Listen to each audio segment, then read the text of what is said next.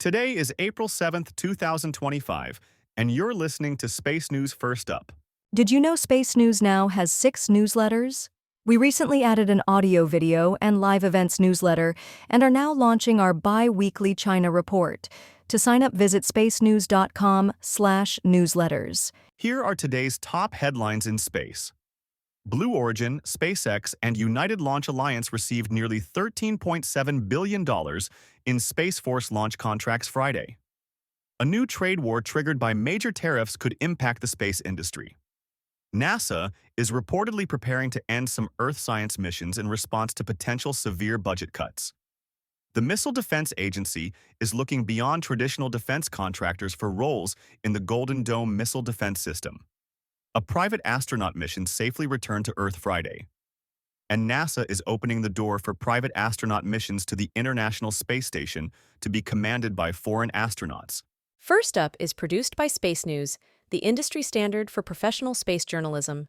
Visit spacenews.com for breaking news, policy updates, and original analysis. We begin today with news that Blue Origin, SpaceX, and United Launch Alliance received nearly $13.7 billion in Space Force launch contracts Friday.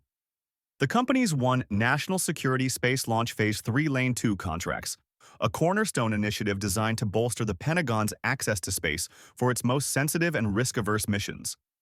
SpaceX emerged as the leading contractor, securing $5.9 billion in anticipated awards for 28 launches, followed by ULA at nearly $5.4 billion for 19 launches, and Blue Origin at nearly $2.4 billion for 7 launches.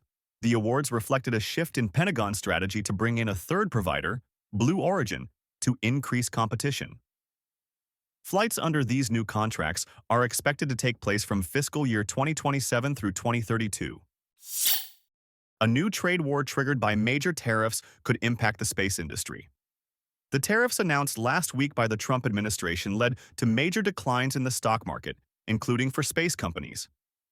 The tariffs will clog supply chains, industry officials said, hiking the costs of semiconductors, electronic components, steel, plastics, resins, and specialized fuel.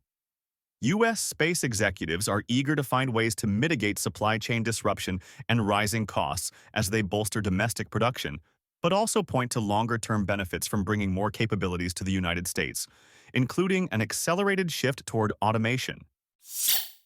NASA is reportedly preparing to end some Earth science missions in response to potential severe budget cuts.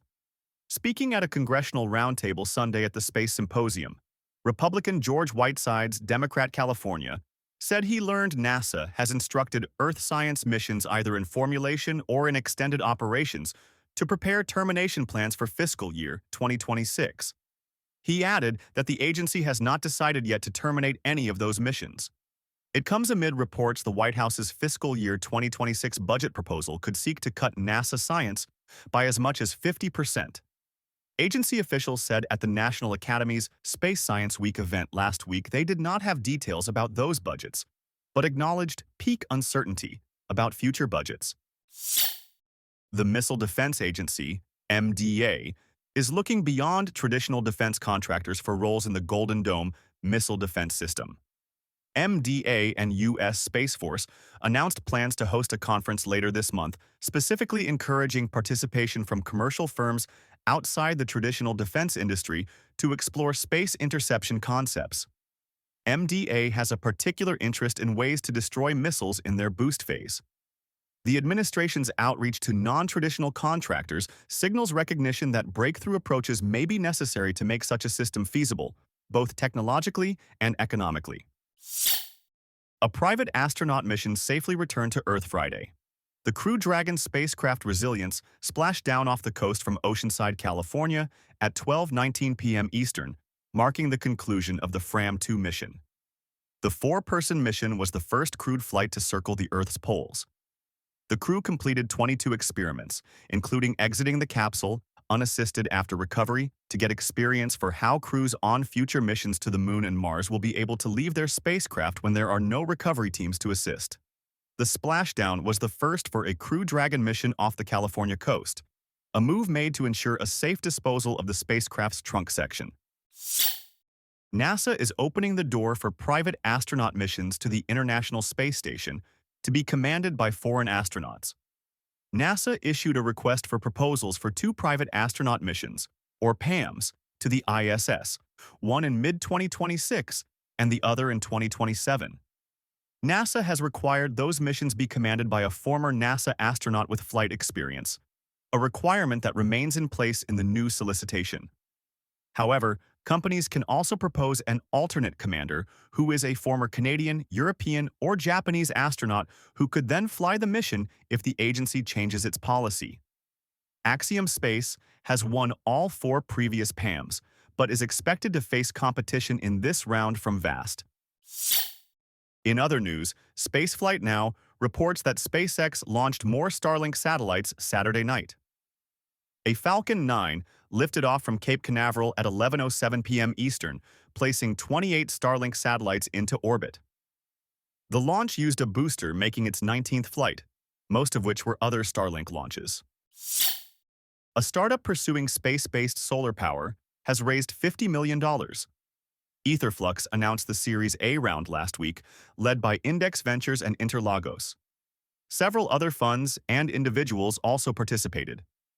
Etherflux announced plans last year to pursue an alternative approach to space-based solar power, involving a constellation of satellites in low Earth orbit that use lasers to transmit power to the ground.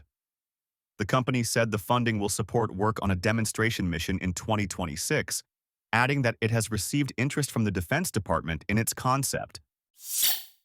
Core Memory reports that Astra has reportedly raised $80 million since going private last year.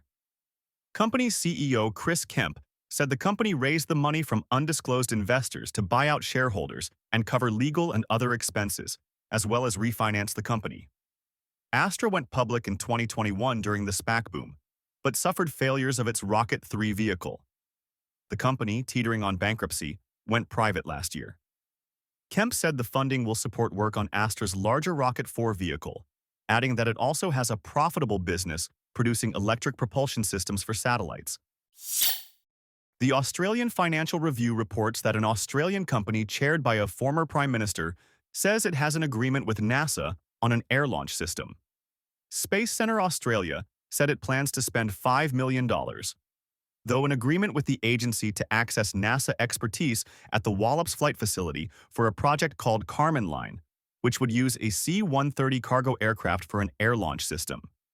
The venture's chairman, former Prime Minister Scott Morrison, said the company is working to raise $250 million to fund the project and claims to have interest from prospective, unidentified customers. Air launch systems have struggled in the market given cheaper alternatives, as demonstrated by the failure of Virgin Orbit in 2023. Reuters reports that the German government has been funding the use of OneWeb satellite services in Ukraine. Eutelsat CEO Eva Bernanke said Germany has funded fewer than 1,000 OneWeb terminals in operation in Ukraine over the last year, but said that number could soon grow to 5,000 to 10,000 terminals. That is a small fraction of the estimated 50,000 Starlink terminals in operation in Ukraine. But European officials said they are interested in reducing reliance on Starlink given shifting geopolitics. Science News reports that the expected end of two aging satellites could make it difficult for scientists to monitor the ozone layer. Scientists have relied on data from NASA's Aura spacecraft and Canada's SciSat, but both satellites are nearing the end of their lives. While other satellites are able to monitor the ozone layer in the stratosphere, the loss of data from Aura and SciSat will impair the ability to scan for substances that can damage the ozone layer. We will know what is happening to the ozone. What will lack is why, said one researcher.